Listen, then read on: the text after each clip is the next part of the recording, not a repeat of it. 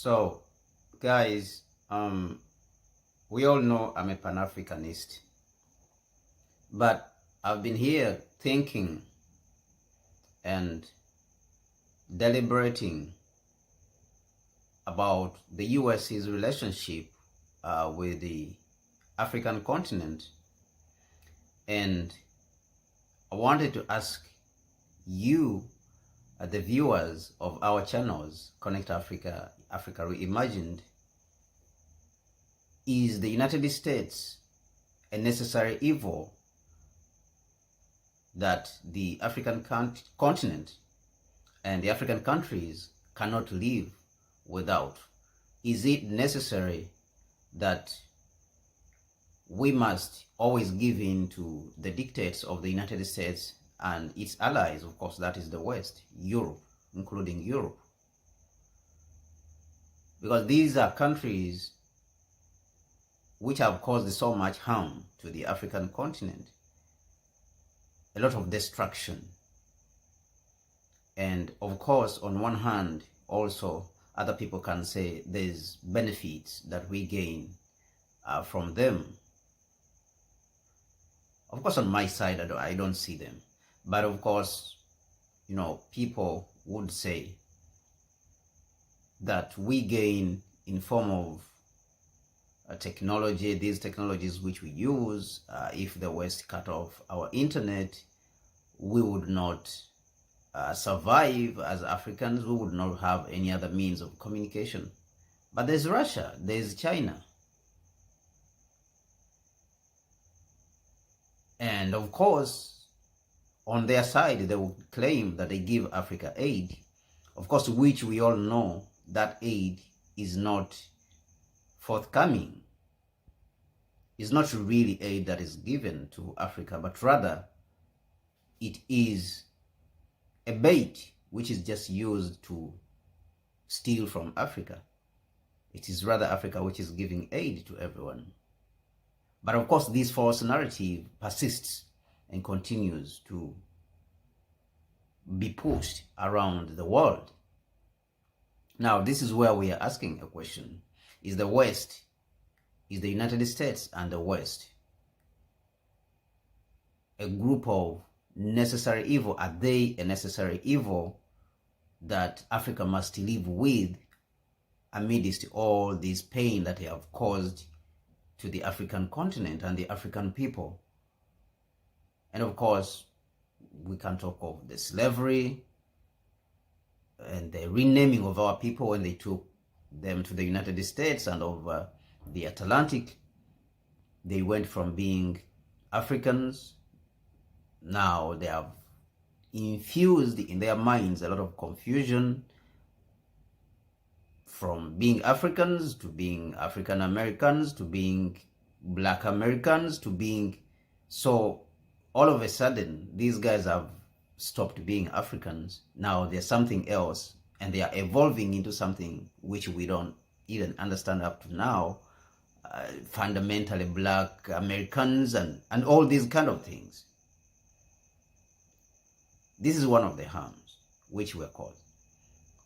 Now, Europe again came and divided the African continent after the failure of slavery. And we are facing these problems. And the wars, they have continued to spread wars on the African continent and even finance these wars because they want to benefit from the oil and the resources and the gold and the diamonds. Now, these are the harms which the West has caused the African continent. And after defeating this colonialism which they brought, slavery, colonialism, our leaders organized themselves to start rebuilding the African continent. And the same West came about and killed a lot of these leaders on the African continent. We can talk of Dr. Kwame Nkrumah, we can talk of Olympio, we can talk of, Patrice Lumumba in broad daylight, Even today we have the receipts, we have the documents, we have the CIA documents, the Department of Intelligence Agency. They killed our leaders, the good leaders, the Marshall and all these great leaders, the Robert Sobukwes, Martin Luther King Jr., Malcolm X. They cannot deny because we have the receipts right now. Now we have the receipts. Documents have been declassified. Now, I'm tempted to ask this question because we as Africans, and whatever you like to call it, African Americans, we know these facts because the documents have been declassified. Now, this is the reason why I'm asking, is it a necessary evil? Are they a necessary evil that we must live with perpetually, even though we know that organizations like the CIA, the Central Intelligence Agency, and the FBI have caused so much harm on the African people and people of African descent? Is it necessary that we must continue to accommodate them? We must live with them. Are they a necessary evil on the side of Africans that we must continue to accommodate them? This is a question which requires an answer, an honest answer from each of us as Africans. We know that the United States and the West, they are planting fake leaders on the African continent. They are forcing fake leaders on the African continent because after the defeat of the African nationalists of the 60s, 70s, and 80s, you remember that the same period in which they killed the Nkrumahs, they killed the Patrice Lumumbas, the same period in which they killed the Malcolm X's and Dr. King, there was a deliberate attack on the African world and, of course, people of African descent. They succeeded in taking over the political system on the African continent. They succeeded in molding Africa into a political system which they desired, followed by economic system. And those are the systems which are persisting today on the African continent. That is why we cannot see any sane leaders who come about and say Africans must own their resources. They are always saying that it is the private sector. They are saying it is the private sector. It's foreign direct investment. And yet, the so-called private sector on the African continent has come to mean Western money and Western corporations taking over our continent, our resources, our assets.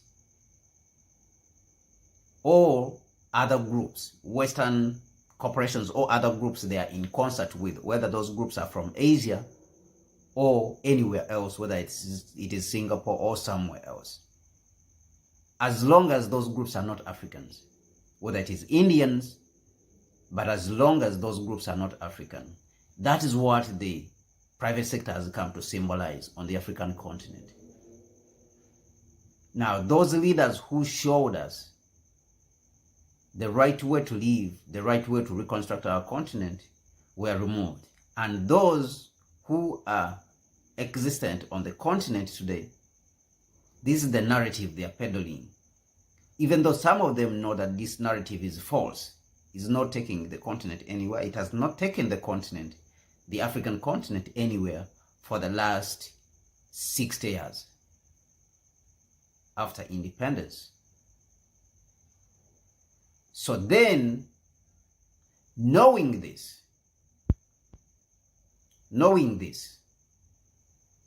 is this necessary or is this enough for us to organize against imperialism and the West and declare it an eternal enemy of the African continent, an original enemy of the African continent? Is this enough evidence for us to declare an all-out war against the declared enemy of the African people, who is the West, who is the United States and the West. And if it is not enough, what else should we do? Who is the enemy of the African continent? If it is enough and we are not organizing against them, what then is the problem? Why are we not organizing against this declared enemy of the African people, who we all know very well? And that is why I asked the question, is the US a necessary evil? Is the West a necessary evil that we must live with as Africans? These are just my questions. My name is Kwame Gonza. It's up to you to give the answers which you think they are right for this very important question of our time. And from there, what you say is what we will all congregate around to act on. Put that in the comment section. Put your thoughts in the comment section. What do you think? Is this a necessary evil that we must live with? And do we have enough evidence? If this is not a necessary evil that we must live with, do we have enough evidence? Or do you think we have enough evidence to organize an all-out war against this imperialism, neocolonialism, and all its representatives on the African continent? Put that in the comment section, and I will read every comment and answer to it. I want to see what you people in the African world are saying about this important subject. Thank you very much. My name is Kwame Gonza, and I will talk to you later. Peace and God bless you.